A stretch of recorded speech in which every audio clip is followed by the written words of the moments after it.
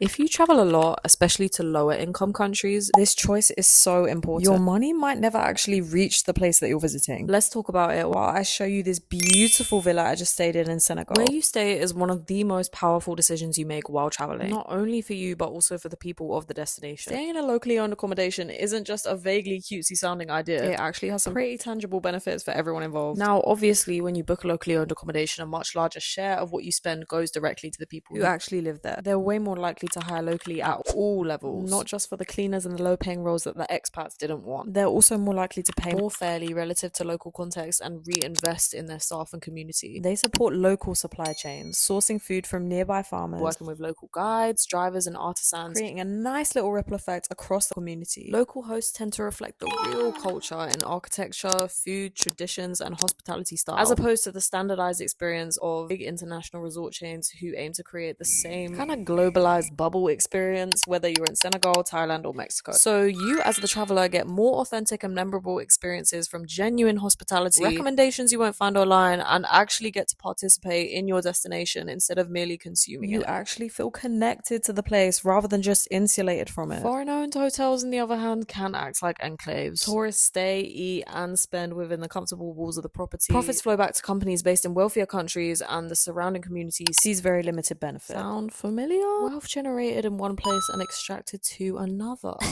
Mirrors colonial patterns. Large-scale developments pumped full of foreign investment often drive up land prices, create resource shortages, push locals out of the more desirable areas, and we sometimes start to see this stark contrast between these luxury resorts and the nearby communities. So next time you book your stay, why not do a little research on who owns it and how things are run? Defaulting to large foreign-owned hotels might be easier, it may even be cheaper sometimes, but it can in many cases reinforce unequal systems that travel is often so blind to. With beautiful local stays like Keur Adiana, you're paying for uniqueness, connection and impact, not just a room. Thanks for watching.